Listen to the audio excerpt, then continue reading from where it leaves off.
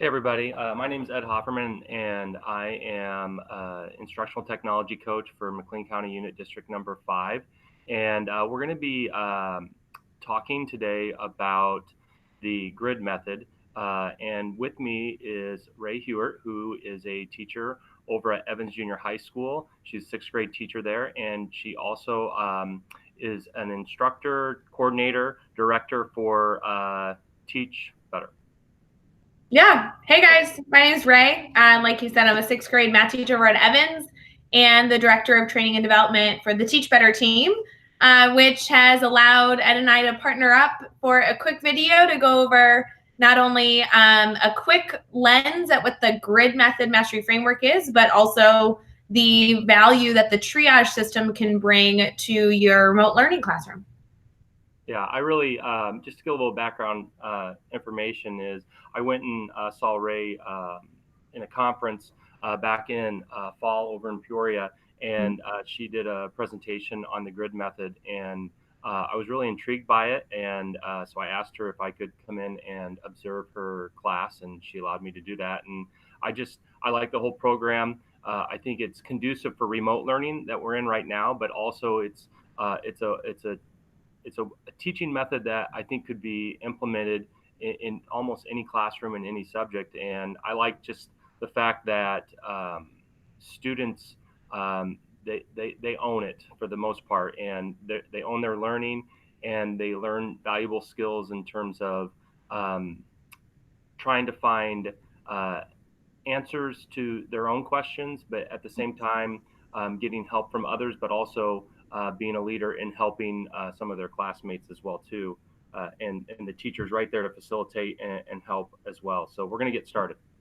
Sure. Yeah, I'm going to share my screen to go over some tips and tricks that will get going. So.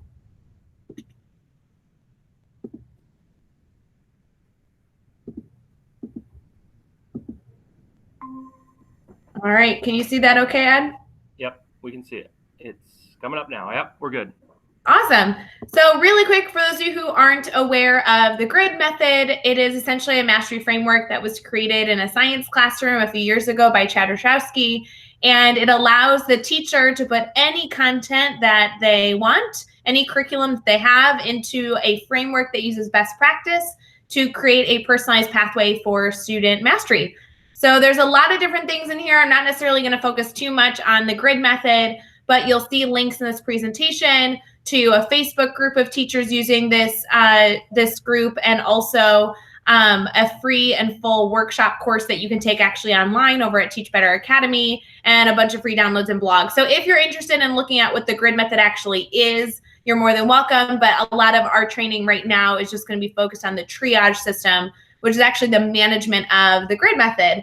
So kind of like this 1,000-point view of a grid, I just pulled up a 7th grade science example. We have done training with this K through high school, all through 12th grade.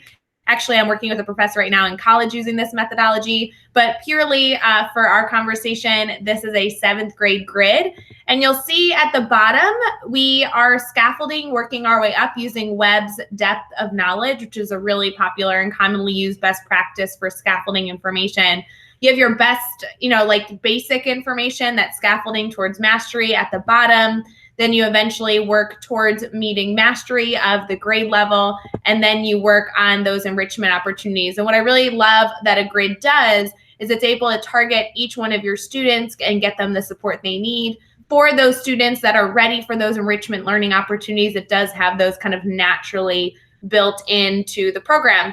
We're seeing these all over with remote learning as well. Now, as this continues to be a part of our new age classroom at the moment, there's a template that we've seen a lot of teachers using that you can also snag at teachbetter.com, where we're seeing teachers kind of scaffold their week in a similar format, where they're beginning with some basic skills, working on learning opportunities that meet a grade level standard, and then, opportunities for enrichment. But the focus of today is when you have this in place, how you actually manage the students that you have. So depending on the type of teacher you are, you're working with anywhere from 12 to 150 or more students that you're interacting with.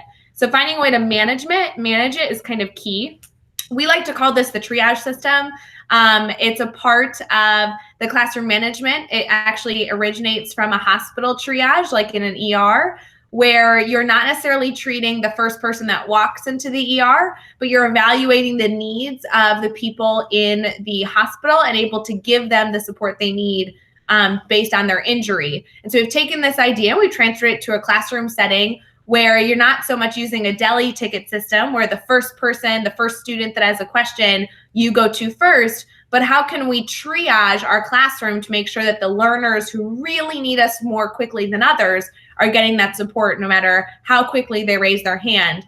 So we're going to share an example with you, but I want to make sure that I kind of go through the benefits of this system. So I'm using kind of two different students, student A and student B, and I've shown you that I have 3 different learning opportunities. This could symbolize a week that our students could be working through with remote learning.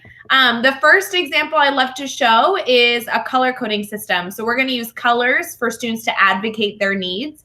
You'll notice that one student is showing that they are yellow on learning opportunity 1. Yellow in a lot of different classes that use the triage system often means that the student has a question, but it hasn't stopped their learning. A red question is usually a student who cannot move forward at all because the question that they have has completely stopped their progress. So as an educator, I'm sure you know that you would go to student B first because that student is just sitting and cannot move forward. Whereas a student that has signified themselves as yellow is saying, hey, I have a question.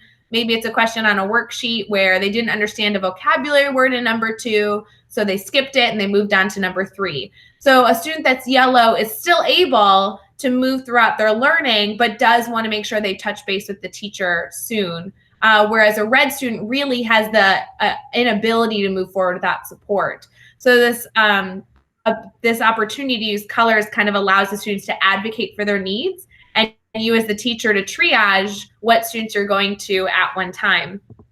Another opportunity I love to use the triage system for has to do with not only student tracking, but also creating small groups and conferencing.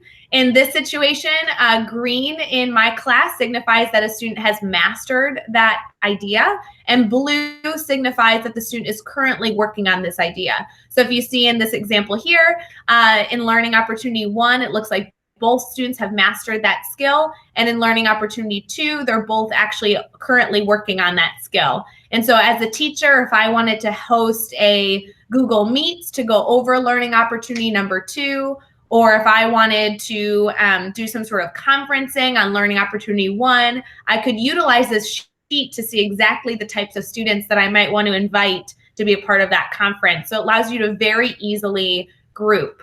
The other element I really love about this is that I consistently have a snapshot of what the student's working on. So at any time, if a parent was to reach out to me or if my principal was looking for me to share on what my students were working on, I could share that in a wide scope, sharing that for the week. I assigned 3 different learning opportunities, but I also could be very strategic in targeting what students are specifically working on and the types of activities they're working to master. So I really love this. It's great transparency. The last element of the triage system that I want to make sure we highlighted in this quick little training is focused on not only students to be able to advocate for themselves and not only for you as the teacher to be able to manage it, but also for students to begin taking ownership over helping each other throughout their learning process. So you'll see in this example here, our top student has mastered learning opportunity number 1 and is currently working on learning opportunity number 2. Whereas our second student is bright red, which means their learning has stopped and they need immediate assistance. So as a teacher, obviously, I am going to go to that second student and see what I can help to get them back on track. But what this also allows is it allows actually my students to both partner up to solve that red question as well. My top student has already mastered the content, so they might be able to answer the question that the student has. And in addition, my student who's currently red could seek out the student above to get the answers that they need. So we're not only encouraging students to advocate for their needs, but really take ownership over the learning experience as a whole. So Ed, I know you have a few examples that you've put together to not only support students with this or teachers with this, but also so that they can duplicate this for their own class for remote learning. Do you want to kind of go over those pieces?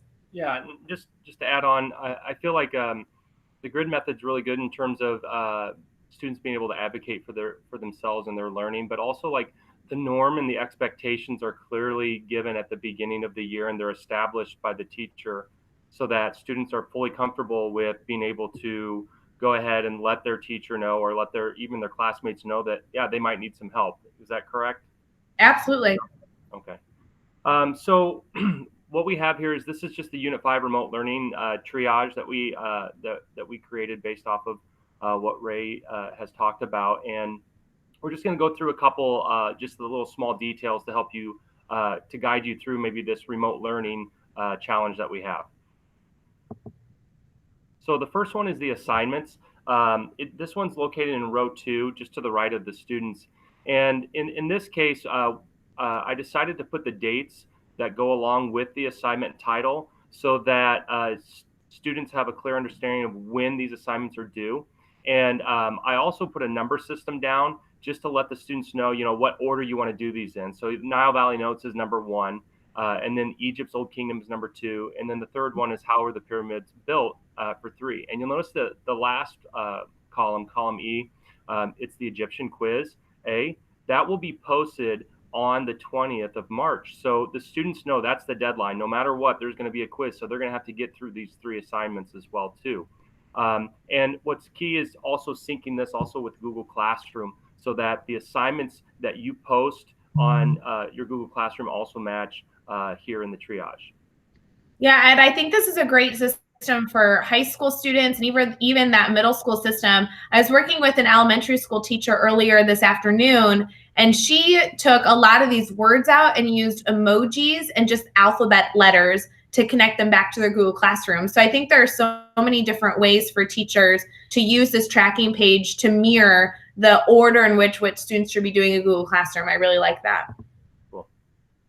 So the next one is the share button. So this is important that when you post your triage, you need to post it in your Google Classroom. You need to make sure that students have editing options to it. So when you hit share, you want to make sure that editing is on there, and then you want to copy that link and post it somewhere where the students are familiar with it on Google Classroom so that they can access it at any time, whether they're in the classroom or in this case with remote learning when they're at home as well too.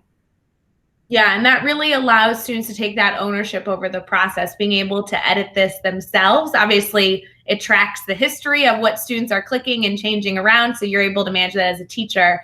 But them being able to take hold of that themselves allows them to take the ownership in the process. Yep. So then the key code over here on the right-hand side, we have green is currently working on. Yellow, like Rae said, is I have a question, but it can wait. Not going to inhibit my learning. And then we have red is stuck, and I definitely need to do a conference, whether that's going to be through Google Meet or email. You can set that up with remote learning. And then the blue is completed. And what some teachers have done is when they get to the completed portion, they might have some type of exit ticket that the student might have to take, whether it's through like Google Quiz or like a Google form. That's an informal assessment just to see how that student is doing before they actually take the summative assessment, which is the Egyptian quiz.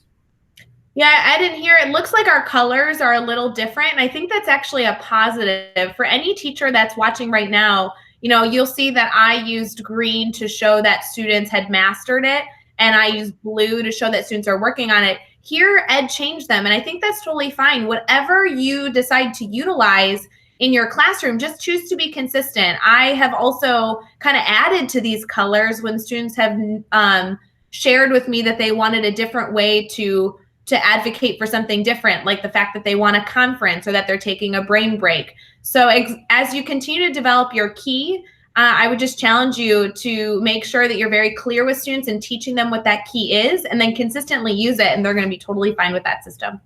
And I made a mistake. That's my bad. That's right. So the last part is just the sheet tabs at the bottom. It's just an easy way to organize your weeks that you have for learning, especially with remote learning that we have going on, where you really won't get to see the kids actually face to face in the classroom. But what's important about this too is if you have a student who's been sick for 2 or 3 or 4 days and has not been in your classroom, this can help them that they can go back to the triage and click on that tab and know, okay, these are the assignments that I have to do. it might save a conversation or two that you have when students always walk back into the classroom and, you know, they need to talk with you about, well, what did I miss? And they know exactly where to go on this as well too.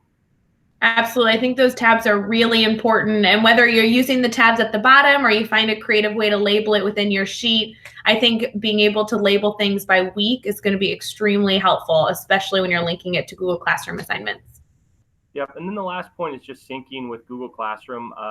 Make sure that it's easy for the students to navigate back and forth. We chose Google Classroom, or at least I did, to be able to coincide with the triage as well. So you'll see that each assignment is also located in the remote learning section of Google Classroom. Again, this is kind of up to how teachers want to run this. But this is kind of how I chose to do it. And you can see that the Nile Valley notes are right there. And then the Egyptian Old Kingdom is right above that, followed by the How Are the Pyramids Built video. So again, I did decide not to post the quiz. That's why it's shaded out at the top, because it's not March 20th. And I don't want the students to be able to have access to that until they're ready to go for it.